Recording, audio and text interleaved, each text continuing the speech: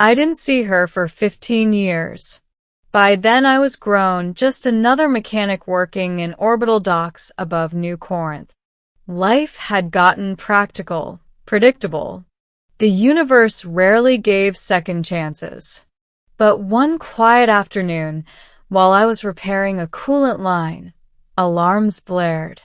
The entire dock shook. A massive ship, glittering with obsidian metal and living vines of bioluminescent light, descended into the central bay. It was nothing like I had ever seen. Not Terran. Not any known trade vessel. The workers panicked. Is it an invasion? Who sent them?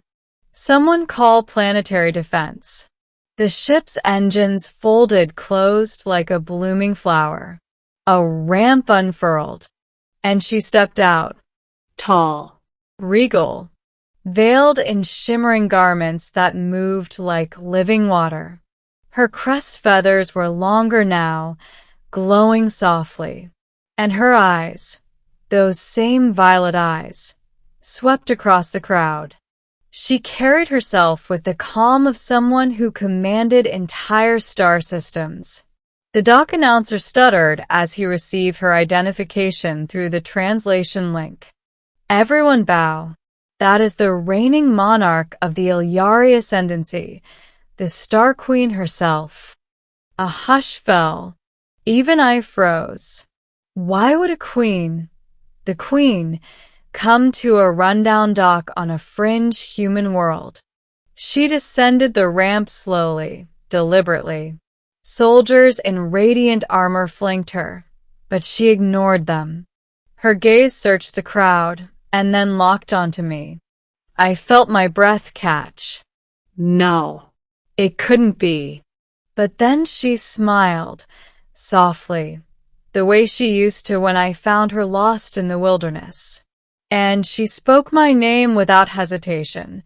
Alex. Middle. Return of the Queen. People scattered as she approached, clearing a path I hadn't asked for. My heart hammered. Her presence radiated heat and light, like standing too close to a star. She stopped inches away from me. You have grown, she said, voice richer and smoother than I remembered. You too, I replied stupidly.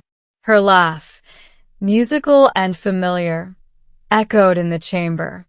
The dock workers watched in stunned silence as the most powerful alien ruler in the region stood in front of an ordinary mechanic, smiling like she had found something precious.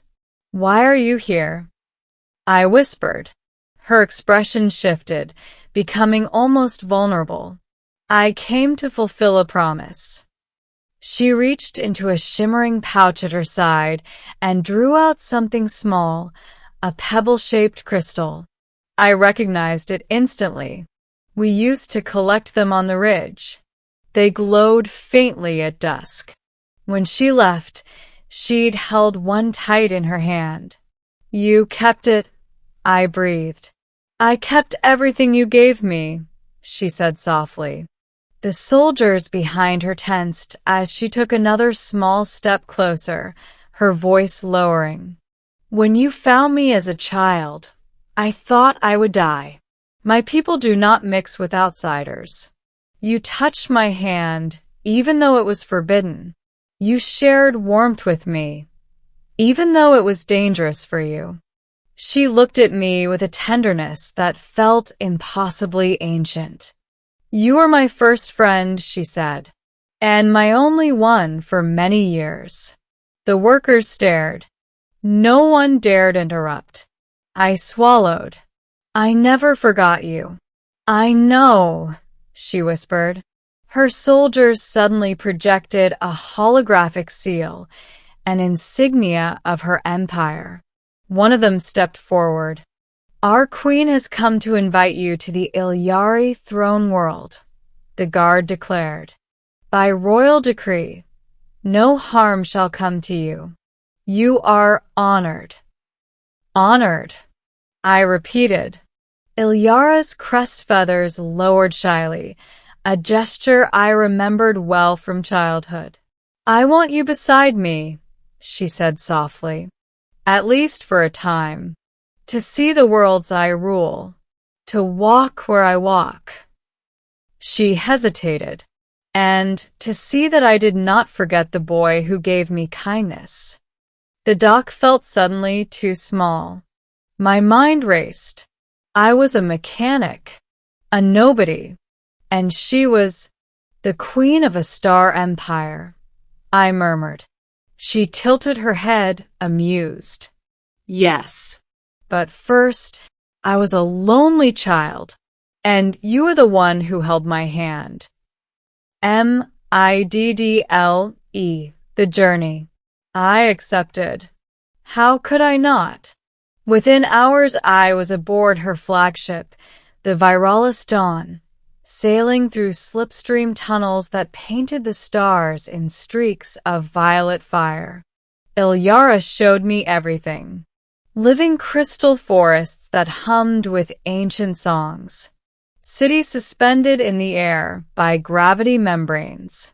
Citizens who bowed to her, but stared openly at me. Everywhere we went, whispers followed. Is that the human? The one from her past? How strange, how intimate.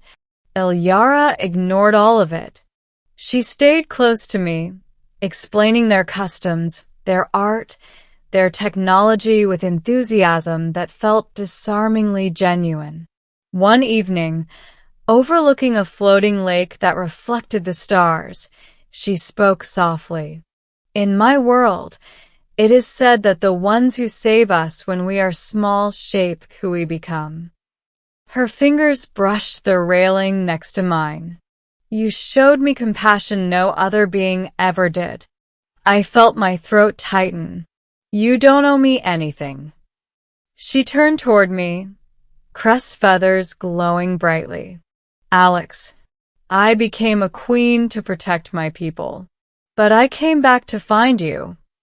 My heart stopped. "And bring you home," she finished. Ending, the choice. We returned to New Corinth weeks later. The dock workers stared in disbelief as the queen personally escorted me down the ramp. Reporters scrambled. Soldiers maintained order. But Ilyari stayed only focused on me. "This world is your home," she said quietly. "If you choose to stay, I will respect it." Her crest feathers dimmed slightly. "But if you choose to come with me, the stars will welcome you." My mother stood behind the crowd, eyes shining. She gave me a nod of understanding. I turned back to Ilyari.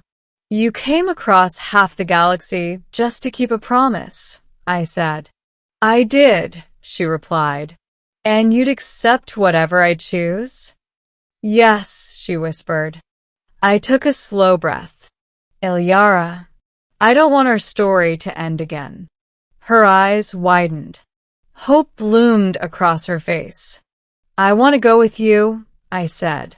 A radiant glow burst from her crest feathers, pure joy.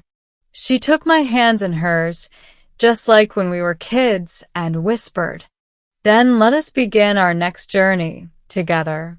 And as the crowd watched, the queen of the Ilyari ascendancy smiled as though she had finally found the piece of her past she never stopped searching for. I had befriended a lonely alien child. She had returned as a queen, and neither of us would face the universe alone again.